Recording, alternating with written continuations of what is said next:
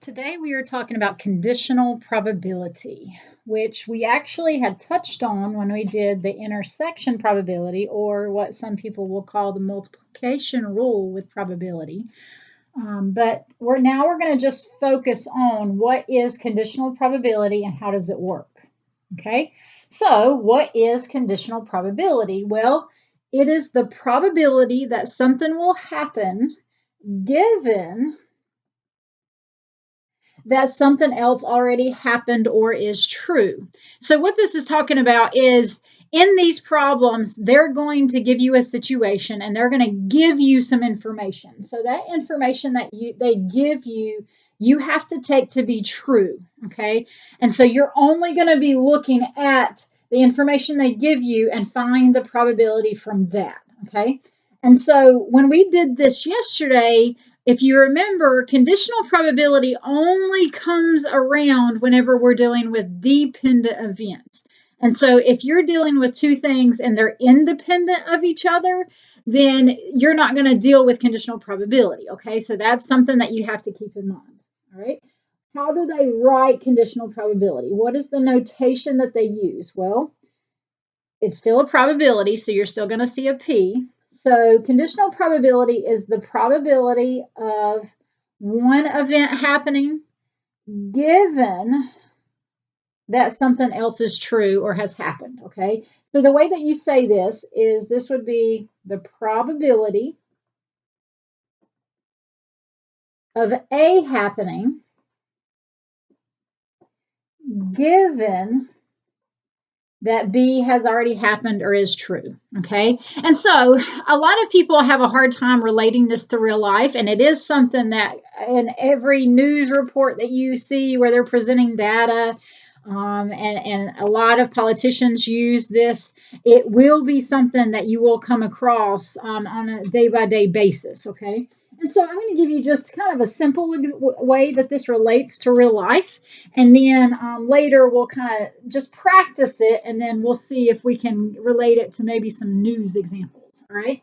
So a real life example would be, and usually I'd do this with a class and I'd take some suggestions, but I'd have you list some activities that you like to do in your free time. So think of a couple things that you like to do whenever you have some free time. So some people would tell me they might play a sport of some kind. So like maybe they go outside and play tennis, or they go out and play football or basketball or golf, or, any sport that you like. Or maybe you're more a person that likes to read in your free time.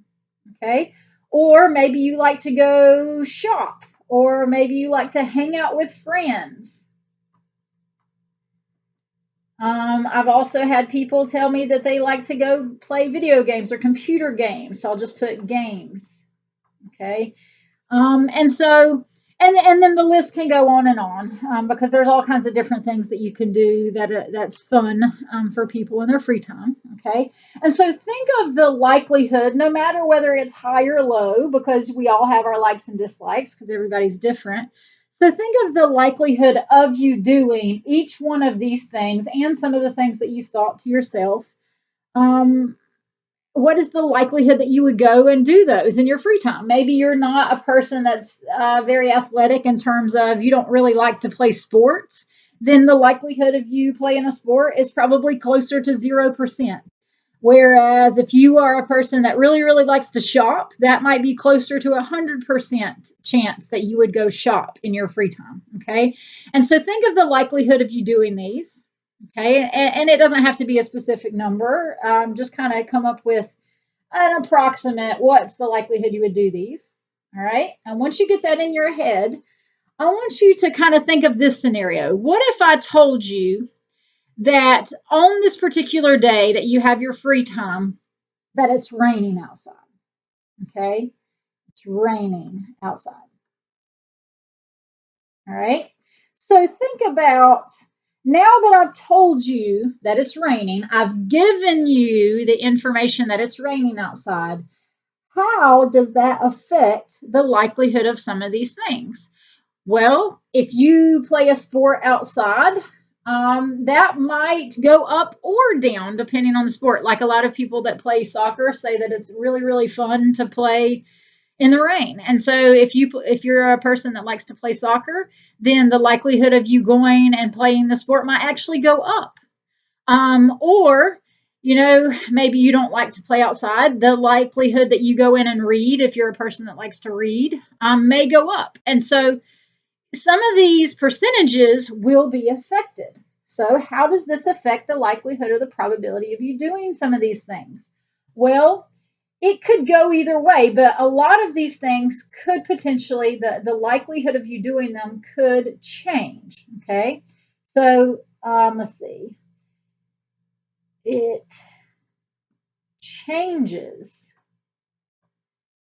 the probability of you doing some of those things. Okay. And so that's what I want you to realize is when they are giving you information, whenever it's a conditional thing, like there is a condition put to the problem, then it will most of the time, not always, but most of the time change the likelihood of the problem or the probability of the problem. And so that's actually what conditional probability is about. Okay. So this is an example of a conditional probability problem because whenever there was a condition put to the problem, when you were told that it's raining,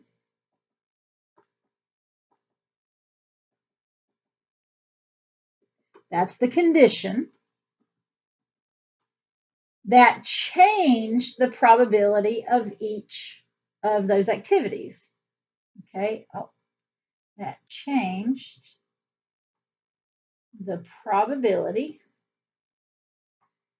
of you doing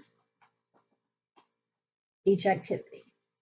And so that's kind of an example of how it relates to like a real life scenario. That's conditional probability in real life. All right. So before we can go back and talk about maybe how it kind of relates to the news and stuff like that, we're going to get you to kind of wrap your mind around just how it works in an actual problem with the numbers. And then we'll go back and see if we can talk about that. All right. So let's do some problems here. And number one, it says you toss 2 coins. One penny shows heads. What is the probability that the other one will show heads? So you're tossing 2 coins and it's telling you that the first penny has shown heads. And then it's saying, what's the probability that the other one will show heads? Well, hopefully, if you kind of sit there and think about this one for a second, you'll realize that it doesn't actually matter what we got on the first penny. Because whenever I flip the other penny or the other coin, whatever, oh, it does say it's a penny, the other coin, it's not really going to matter what the first one shows. There's still a 1 out of 2 chance that you're going to get heads. And so this is an example just to remind you that if the 2 events are independent, like the 2 pennies that we toss are independent of each other because they're not really affecting each other. So these are independent events.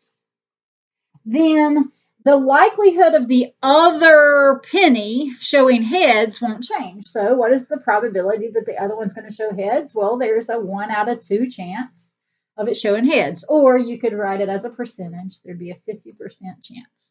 Okay.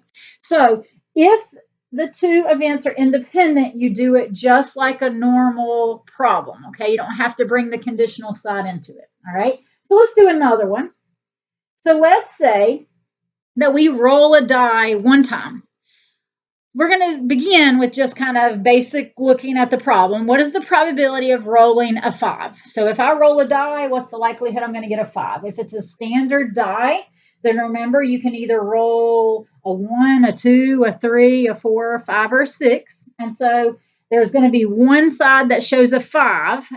And so there's a 1 out of 6 chance that if you roll a die, you'd get a 5.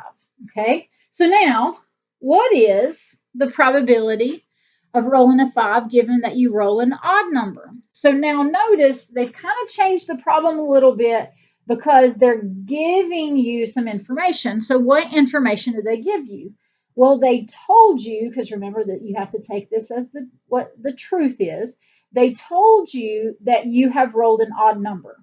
And so what that changes about the problem, because they're giving you that information, is that changes your sample space. So up here, our sample space was any number that you could roll on a die. So it was the numbers 1 through 6, because that's all the sides of a die. But because they told you it was an odd number, now you have what's called a reduced sample space. And so what that means is you're only looking at the odd numbers. So out of all the numbers that are on a die, the odd numbers are 1, 3, and 5. Okay. And so that's the only thing you're looking at as to answering this problem. So now we can go back and look. It says, what is the probability of rolling a 5 given that you had rolled an odd number? So out of those three numbers, what is the likelihood that you would show a 5? Well, there's 1 5 out of the 3. So you have a 1 out of 3 chance of showing a 5, knowing that it was odd. Okay. And so kind of putting this together, on the bottom, whatever information that you're given is what you're looking at for the bottom. For if you remember, like thinking about it as probability, this would be all of your possibilities now. Okay. And so that would be all the odd numbers, whatever you're given information wise. Okay. And then on the top, notice is out of these three numbers, out of all the odd numbers, which ones were 5? So it would be kind of like thinking about it as this would be the number of sides on that die that are a 5 and an odd number. Okay.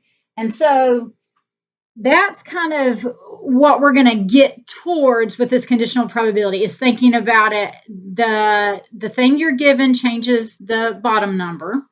And then on top is how many possibilities are both what you're looking for probability wise and what you're given. Okay, so that's where we're headed. Okay, so let's do another one so that you can kind of see at least another one.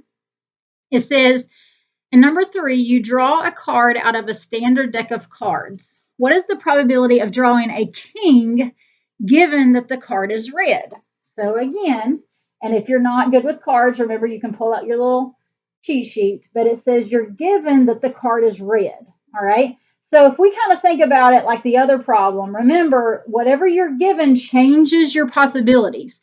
So we know that it's red. So on the bottom is going to be however many red cards there are. Well, if you know a deck of cards, there's either black or red cards. And so the deck has been divided in two, and there's 52 cards in all. And so the number of red cards that we would have to choose from would be 26. So that would be the bottom number. So it's almost like you throw out all of the black cards, all right, because you know that it's red. And so you don't have to look at any of the black ones because you don't really consider the black ones, okay? They do not exist at this point. And so now, out of all of the red cards, so think about all the red cards in the deck of cards, we're finding the likelihood that we would get a king out of that. So now you will have to think about cards, okay? There's 4 kings in a deck of cards. 2 of them are black and 2 of them are red, okay? And the black and the red are based on their suits. And so the 2 red kings would be the king of hearts and the king of diamonds.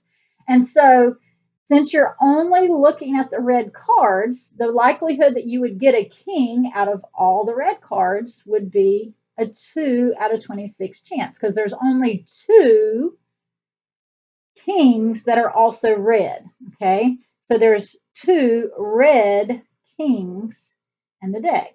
All right, so what is the probability of drawing a king given that it's red? Well, we have a 2 out of 26 chance of drawing a king if we are just taking it out of the red cards. So that would reduce to 1 over 13. So we have a 1 out of 13 chance of getting a king if we know it's red. All right. So let's do some problems that might be a little bit more familiar to you. All right. So let's do number 4. These are actually problems that we had done with the intersection notes, but I want you to realize that this is kind of an example of conditional probability because sometimes the probabilities will be affected. All right. So in number 4, it says you've got a bag and it contains 12 red, 12 blue, and 12 green chocolate candies. And you reach in and pull out a piece of candy.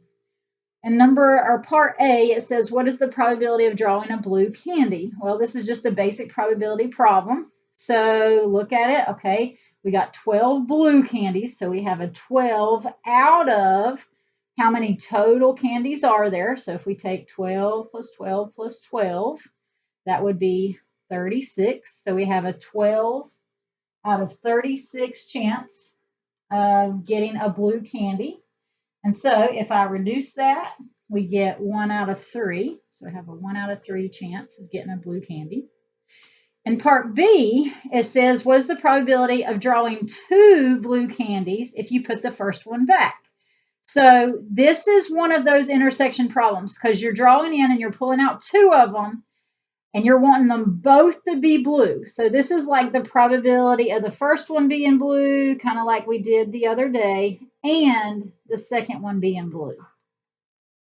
Okay, so remember with the intersection probability, you just multiply the probabilities of each. So you take the probability of the first one being blue. Well, we just did that. We ended up getting 1/3 times the probability of the other one. But remember, you have to determine, are these independent or dependent?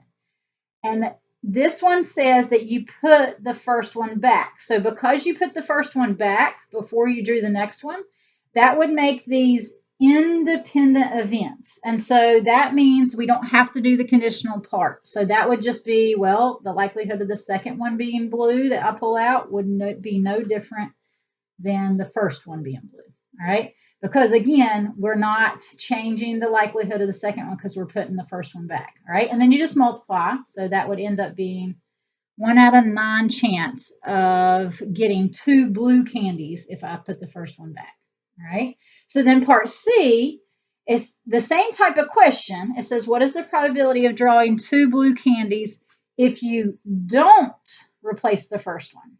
So this actually makes it to where these are dependent events because you did not put the first one back. So it's still one of those problems. It's still one of the intersection problems or the multiplication rule problems.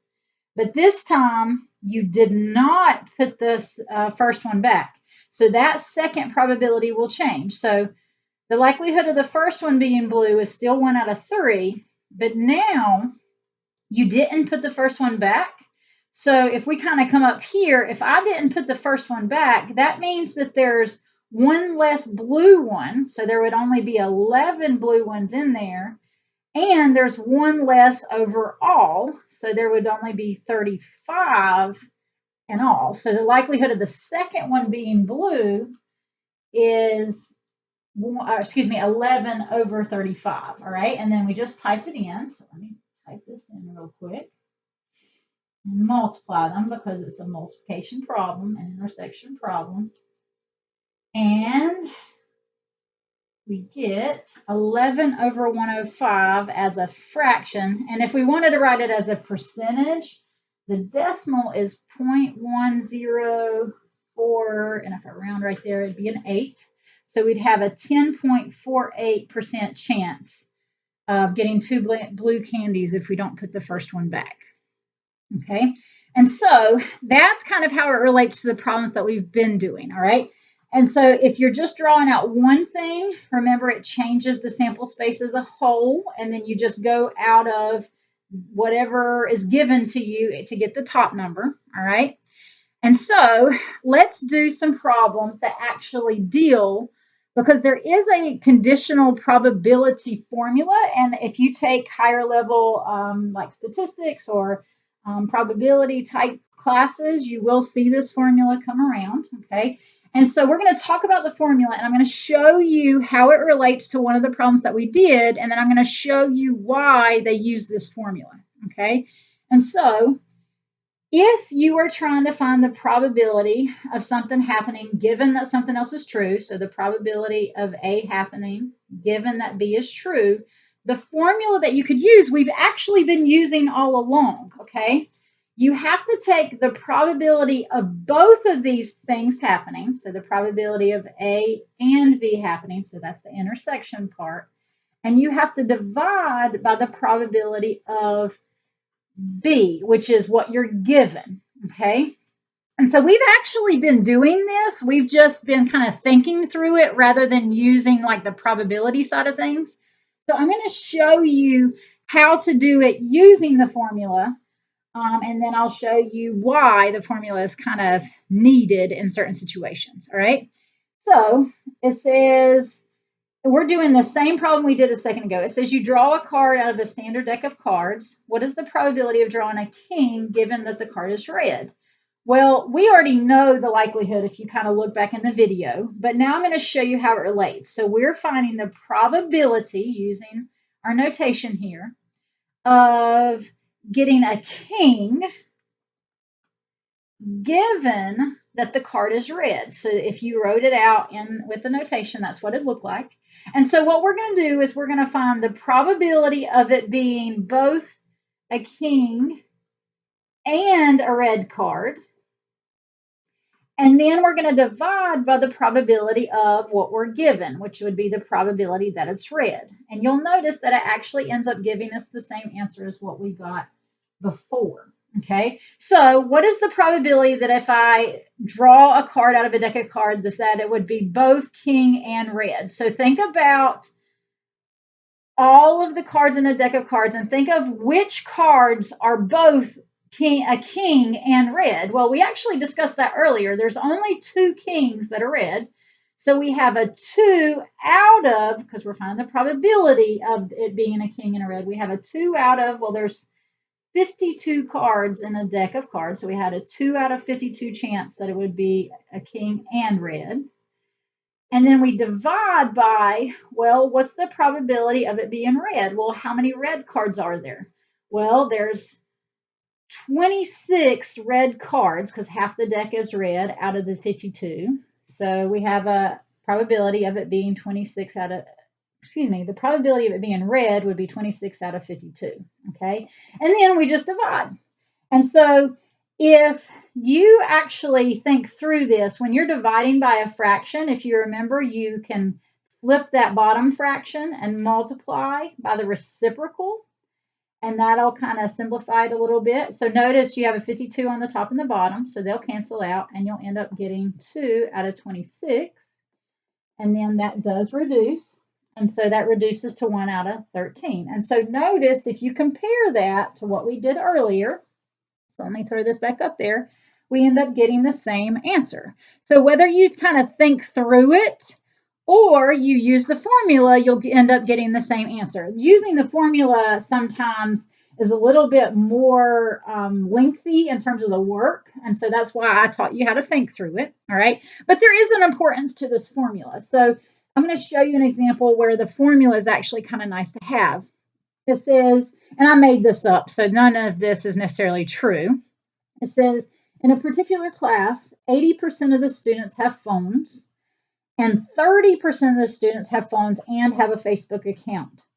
What is the probability that a student in this class, like if I randomly choose a student from this class, that they have a Facebook account given that the student has a phone? So what's the probability that they have a Facebook account given that the student has a phone? So if I write that with the notation, probability they have a Facebook account given that they have a phone, all right?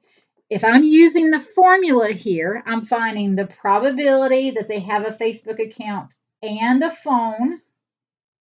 I'll just put a P for a phone. That way we can be a little bit simple. And then you divide by the probability of what you're given. So we're dividing by the probability that they would have a phone. And actually, I am going to put the H so you don't get probability confused with phone. I knew there was a reason I did that. All right. So notice with this problem, they were actually nice. And some of the more advanced problems, you're going to have to find this information. Okay. But in this problem, they actually give you all this information. So look back at the problem and figure out, where does it say the likelihood of them having a Facebook account and a phone? They actually kind of hide it because they give it to you as a percentage. But remember, percentages are the same thing as probability. It's just a different way of thinking about it. So right here, it said 30% of the students have phones and have a Facebook account. So that's actually this right here. So they gave you the percentage. So we got to change it to a decimal. So there's 0.3 that have, of the students that have a Facebook account and a phone. And then we divide by the probability or the percentage of students that have phones, which actually was given to you right here. So change that to a decimal, we get 0.8.